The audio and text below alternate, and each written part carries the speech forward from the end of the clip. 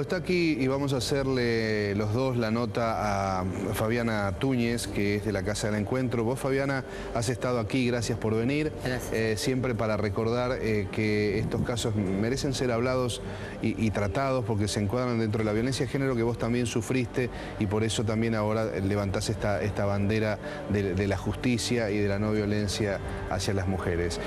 ¿Cómo podés explicar vos desde tu lugar de mujer esta justificación que Paulo Cablan recién nos comentaba y que hace esta mujer, a pesar de que le mataron dos hijas, ¿no?, y a su propia abuela? Bueno, el tema de Romina evidentemente genera una sensación encontrada, pero tenemos que analizar el contexto y la situación, y que ella sigue siendo una víctima, aunque aparentemente puede generar estupor esta vuelta atrás que ella hace relacionándose con el femicida de toda su familia, ¿no? La realidad es que evidentemente en este caso tenemos que hablar del síndrome post-violencia de género, un síndrome que tiene que ver con los efectos que produce en una mujer que ha sido consecuentemente violentada durante bastante tiempo, para que luego, una vez que esta mujer perdió todo, porque la realidad es que es una mujer que perdió todo, le sacaron todo, evidentemente puede llegar a generar este tipo de reacción que una lo piensa desde la cabeza de una y desde una situación donde no se está atravesando una situación límite como es el asesinato de toda una familia. Pero la realidad es que lo que yo me pregunto y realmente me preocupa y mucho es qué pasó con los dispositivos para poder asistir integralmente a ella, para poder ir superando y trabajando toda la situación que le ha pasado.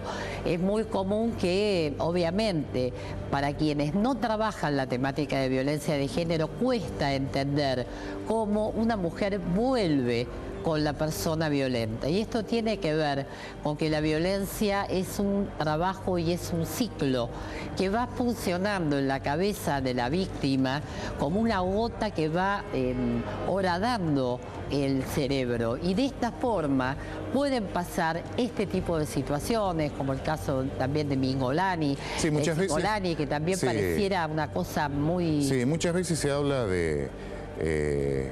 Este es un caso extremo, sí, es absolutamente extremo, por eso sorprende. Pero en cada caso que yo como periodista policial veo que terminan en un asesinato, hubo llamados de atención en formatos de denuncia, por ejemplo, y muchas veces la víctima vuelve con el victimario, que no es culpa de la víctima está atrapada en una situación de la que no puede salir. Quizás este sea el caso, ¿no? Sí, él es el que tiene el control, el dominio permanente de toda una situación. Y ese control hacia la víctima permanece en el tiempo, aunque él esté preso. Es una mujer que, por lo que vemos, no tiene una red de contención familiar ni social, y esto también influye a la hora de poder ayudar a la víctima a salir de esa situación. En un primer momento hubo un montón de dispositivos que fueron a atender la situación de Romina. Lo que no sé es qué es lo que pasó después. ¿Por qué no hubo un sostenimiento en la atención integral de ella como víctima? Después de una situación traumática, tenemos que tener en cuenta que esta víctima necesita un tratamiento psicológico durante un tiempo prolongado para poder fortalecerla, para poder entender cuál es todo lo que ha pasado. Y además porque es una reacción muy de la víctima de violencia. Justifica al agresor diciendo lo mismo que el agresor dijo, en definitiva. Sí, estaba poseído. Sí, tenemos... Es un pretexto, ¿no? Sí. No es más que un pretexto. Yo esto lo quiero subrayar, porque también es una falta de respeto para lo que practican esa religión. Claro. Que no es así. Hay gente seria que practica esta o cualquier religión, y muchas veces lo que hacen estos victimarios es encontrar una explicación mística a lo que no tiene una explicación mística. No, y está bien que lo aclare. ¿Sí? Hay un caso de esto religión... es Umbanda, pero puede ser una cuestión católica, judía, una explicación... Estefanía Haidt era el que también que decía... Sí, ahí tenés otra un tema, religión... ahí tenés un tema católico. Católico. Sí, en católico, este creo que eran evangelistas. Sí. Disculpen si me confundo de religión, pero eran sí católicos.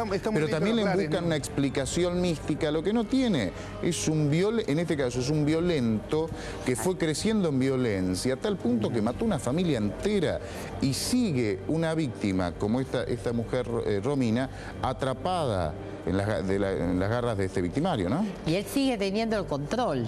Fíjate vos que hizo todo lo posible porque la mujer lo perdonara y que además sigue teniendo el control a través de ese hijo que está esperando. Sí. Con lo cual, lo que tenemos que entender y trabajar con ella no es censurarla ni juzgarla, sino porque que... es víctima. Sigue Exacto. siendo víctima. Entonces lo que tenemos que hacer como sociedad y desde los diferentes dispositivos es poder ayudarla a ella, porque en definitiva ella todavía no sabe que es víctima y hay una realidad. Hay un montón de víctimas colaterales detrás de este caso. Está la posibilidad de escuchar a Marietán, que es un especialista en este tema, para explicar precisamente cómo actúa la psicopatía o en todo caso la patología psicológica, para ser más específicos, en estos casos realmente increíbles. Lo escuchamos.